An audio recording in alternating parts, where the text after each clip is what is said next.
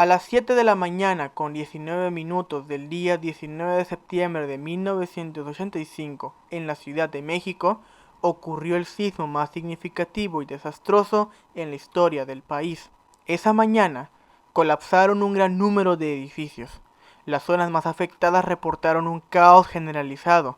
Con el suspenso y evacuación de los servicios de transporte, millones de personas tenían que trasladarse a pie, buscando entre sus conocidos quienes se habían quedado debajo de los escombros. Dada la magnitud del desastre, el número de víctimas y heridos fue alta. El número exacto de víctimas se desconoce aún a la fecha, aunque distintas cifras se han dado gracias a diversas fuentes, que oscilan de entre 2.000 hasta aproximadamente 40.000 personas, como el número de víctimas. En cuanto a otros tipos de pérdidas, se ha calculado que económicamente fue de unos 8.000 millones de dólares. 250.000 personas quedaron sin casa y aproximadamente 900.000 se vieron obligadas a abandonar sus hogares. Las labores de rescate iniciaron de inmediato por parte de la población civil, quienes tomaron los trabajos en sus propias manos. Las primeras acciones fueron realizadas por los que pertenecían en las localidades afectadas.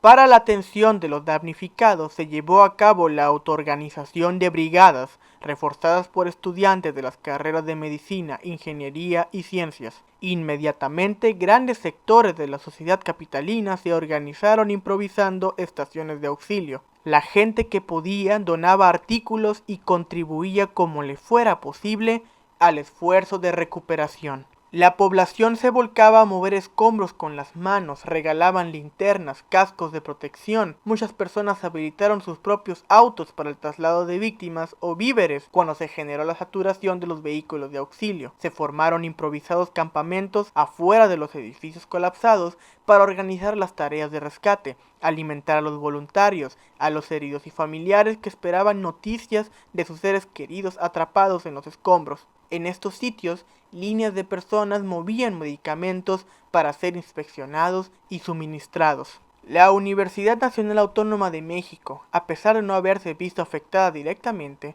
cerró sus puertas una semana, suspendiendo sus clases para que los universitarios que así lo desearan pudieran integrarse a las brigadas de rescate y de ayuda.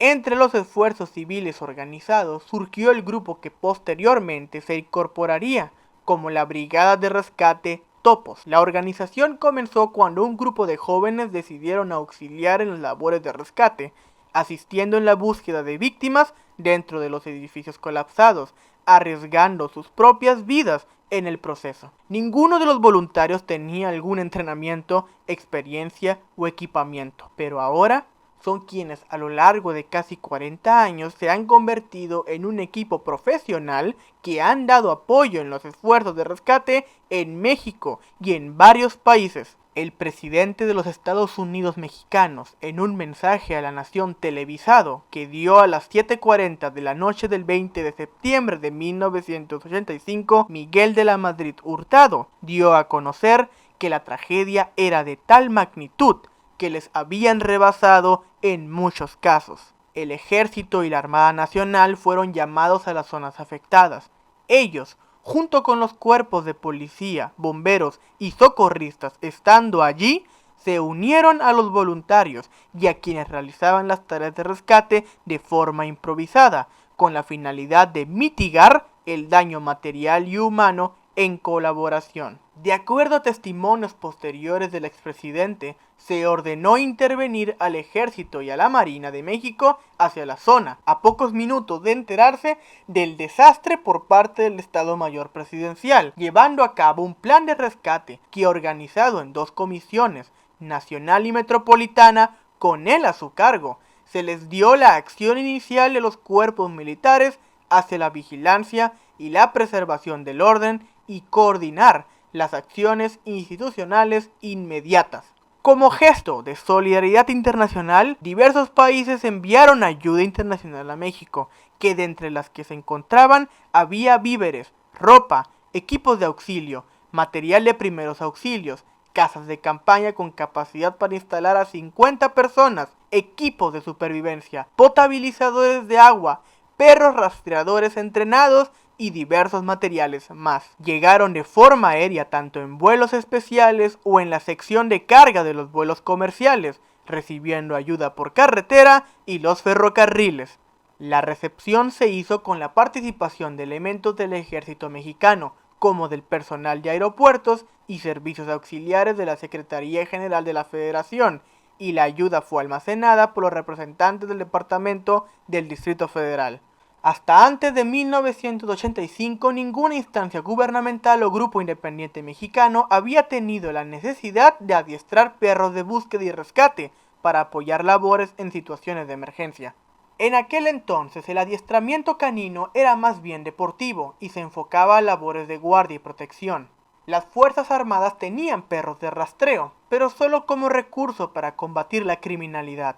De acuerdo con el relato de uno de los elementos desplegados por la Marina para vigilar la zona, él adiestraba a un pastor alemán y su grupo le tocó vigilar la zona del Hospital General. Continúa. En la Marina había un grupo especializado de perros de rastreo, pero de uno encaminado a cuestiones de criminalidad y vigilancia, no de rescate. Así que me tocó estar vigilando, pero porque era lo único que podíamos hacer, permanecer vigilando para evitar los actos de rapiña. Sabíamos que había gente atrapada y herida, pero no podíamos hacer nada más. En esos momentos te sientes impotente, porque te surge una gran necesidad interna de ayudar y de hacer algo más. La labor que hacíamos era importante, pero era limitada.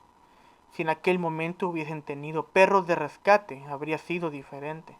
Yo sabía que mi perro era bueno, pero no podía llevarlo a intentar hacer algo que no sabía. De repente vi un grupo de gente como yo que trabajaba con perros. Aquellas personas tuvieron que venir a otros países para localizar a gente con vida. Fue impactante. A mí me tocó ver trabajar a los americanos, italianos y franceses con sus perros de rescate. Y Canadá, Alemania y Suiza también fueron encargados de traer perros rescatistas, héroes caninos que fueron parte de la ayuda internacional que recibió el país después del sismo.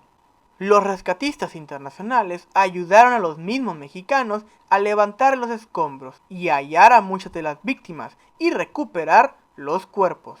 Este binomio humano-animal que en aquel año ayudó a salvar vidas era una combinación novedosa en México. Fue por primera vez que se escuchó el término binomio humano-animal como un equipo integrado para el rescate en este país. No así para otras partes del mundo.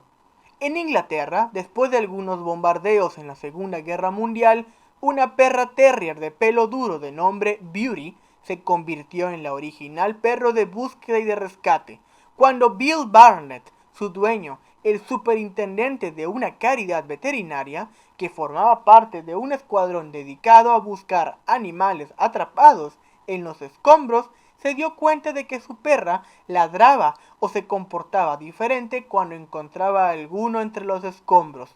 Cuando comenzaron a observar la capacidad de los perros para localizar personas, comenzaron a entrenarlos para encontrar víctimas. Después, la acción fue replicada en otros países, principalmente en Europa. Aquel terremoto fue para México un parteaguas. Desde entonces se hacía evidente la necesidad de capacitar a especialistas para el entrenamiento formal de búsqueda y de rescate. Además de contar con la experiencia, era necesario contar con el equipo adecuado y con canes adiestrados para salvar vidas.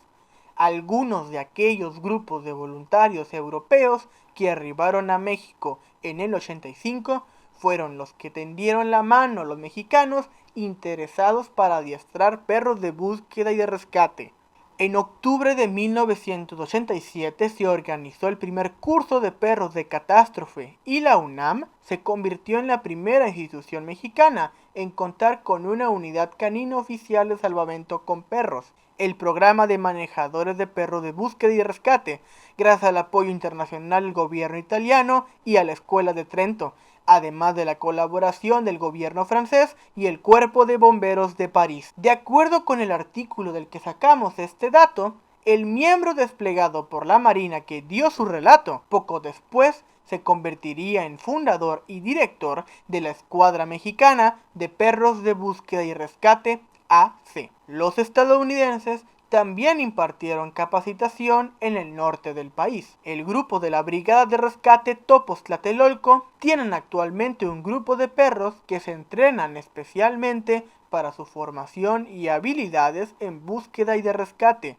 El grupo fue formalmente organizado en febrero de 1986 y desde 1985 han asistido al rescate y esfuerzos de recuperación en más de 22 países. Viajan usualmente a través de vuelos comerciales, por lo que limita el equipamiento de hasta 30 kilogramos por persona. La mayoría de estas son muy simples, como picos, taladros y lámparas. La lista de labores con perros de rescate tras el sismo por parte de los topos es larga, pero entre algunas labores se incluyen haber llegado a Singapur tras el desastre de tsunami en el 2004 y en un terremoto en Haití que ocurrió en el año 2010, donde en este último sobresale la actuación de Sophie, una schnauzer de talla mediana, parte de la unidad canina, que junto con la brigada Topos Tlatelolco y los Topos Cancún salvaron 15 personas en la capital del país, Puerto Príncipe. A pesar de la restricción del gobierno que tuvo hacia ellos, alejándolos de la zona para preservar la seguridad de los rescatistas, ellos siguieron buscando víctimas. ¿Estaban impidiendo ustedes salir a buscar? Sí, nos decían que no entrábamos, pero nosotros estamos trabajando aquí desde el segundo día, aquí en la ciudad. Sí, a que no podían salir a rescatar. Nos decían de que la seguridad era un factor de peligro, y es cierto, hay peligro, pero no vinimos de vacaciones, vinimos a trabajar. Muchas gracias a todos por ver este video. No olviden darle me gusta y suscribirse a este canal para ver más videos así. Les recordamos que seguimos subiendo videos en esta serie, que se llama Animalia. Les recordamos que tenemos la siguiente página en redes sociales. En TikTok, conocida como Historias Pata de Pollo. Y también, si nos quieren recomendar una nueva historia que podamos hacer un capítulo para esta serie, les dejamos el siguiente correo en la descripción. No olviden darle clic a la parte 2 de este capítulo, en el que contamos sobre los perros rescatistas durante el sismo del 2017 en México. Yo me despido. Esto fue Animalia, el programa de historia en donde los animales son los protagonistas. ¡Hasta la próxima!